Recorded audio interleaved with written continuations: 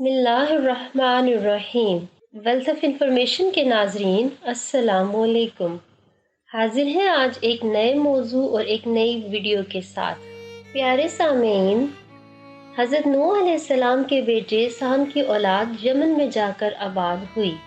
سام کے ایک بیٹے کا نام ارم تھا، ارم کے بیٹے کا نام اوس اور اوس کے بیٹے کا نام عاد تھا۔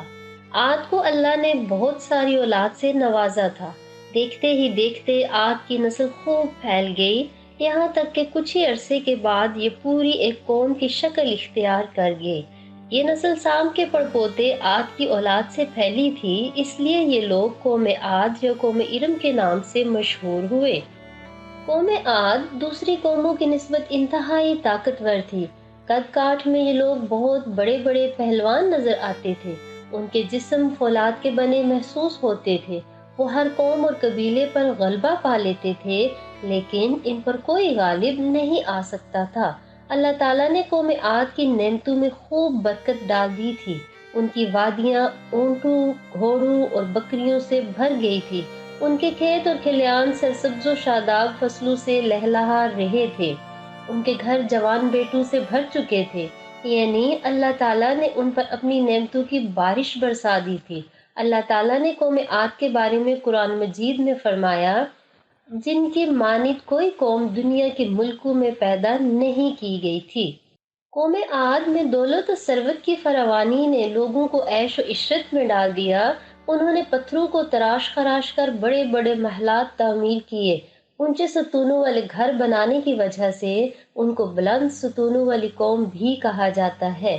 یہ لوگ اپنے باپ دادا کی زبانی طوفان نوح کی سنی ہوئی کہانی بھول چکے تھے، حالانکہ اس طوفان کے زمین پر موجود نشانات انہوں نے خود دیکھے تھے۔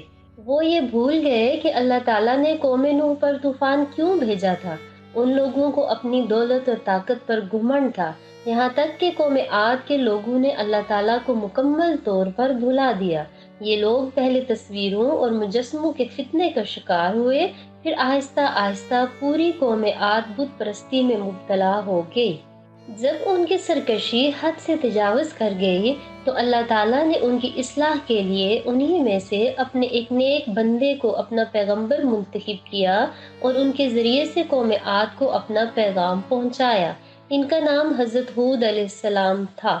قرآن پاک میں اللہ تعالیٰ ارشاد فرماتا ہے، اور قوم عاد کی طرف ہم نے ان کے بھائی ہود کو بھیجا۔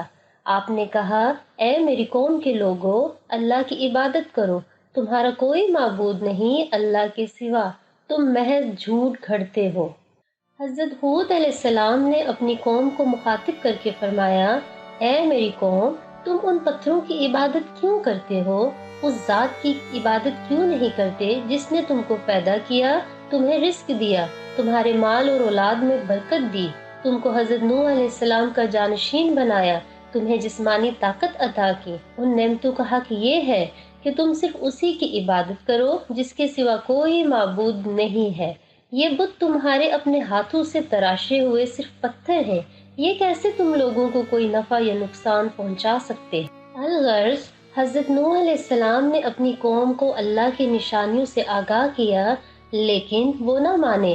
روایات کے مطابق حضرت ہود علیہ السلام 50 برس تک اپنی قوم کے لوگوں کو اللہ کا پیغام پہنچاتے رہے، مگر ان کی تبلیغ کا اس نافرمان قوم پر اثر نہیں ہوا۔ چند گنے چنے غریب ہی حضرت ہود علیہ السلام پر ایمان لائے۔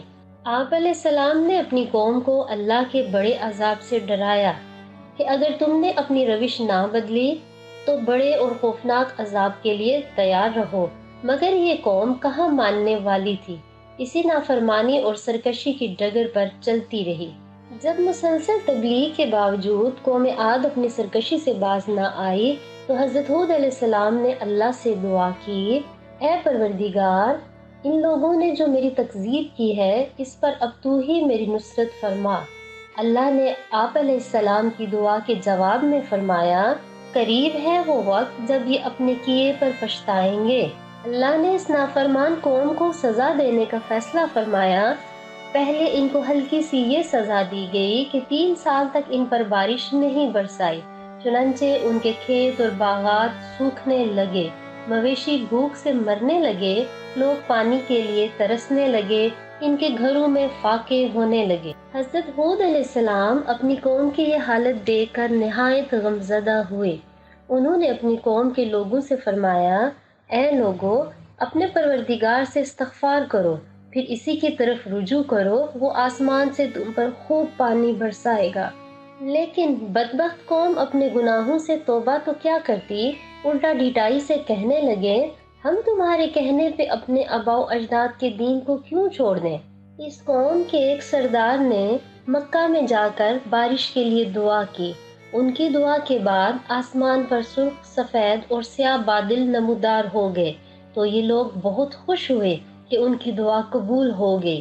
اسی اثنا میں غیب سے کسی آواز دینے والے نے ان کے سردار کو آواز دے کر کہا، ان 3 بادلوں میں سے ایک بادل اپنے لیے منتخب کر لو۔ سردار نے کہا، میں سیاہ بادل پسند کرتا ہوں کیونکہ وہ بارش لانے کا باعث بنتا ہے۔ پھر یہ لوگ خوشی خوشی اپنی بستی میں پہنچ گئے اور انتظار کرنے لگے کہ اب تو خوب بارش ہوگی۔ بس کچھ ہی دیر گزری تھی کہ ان سیاہ بادلوں میں سے ایک سرخ آندھی طوفان کی طرح نمودار ہوئی اور قوم عاد کے بڑے بڑے پہلوانوں کو اٹھا اٹھا کر پہاڑوں کی چٹانوں پر یوں پٹخنے لگی جیسے درختوں کے پتے اڑتے پھر رہے ہیں۔ یہ آندھی مسلسل 8 دنوں تک یوں ہی طوفان برپا کرتی رہی۔ 8 دن بعد جب یہ آندھی تھمی تو قوم عاد کا نام و نشان مٹ چکا تھا۔ کوئی فرد، کوئی جانور اور کوئی پرندہ اس آندھی نے زندہ نہ چھوڑا سوائے حضرت ہود علیہ السلام اور ان کے اہل ایمان ساتھیوں کے۔ اس طوفانی آندھی کے آنے سے پہلے اللہ نے حضرت ہود علیہ السلام کو حکم دے دیا تھا کہ وہ اپنے ساتھیوں کو لے کر اس بستی سے دور چلے جائیں۔ اس طرح اللہ کے حکم سے یہ لوگ زندہ بچ گئے۔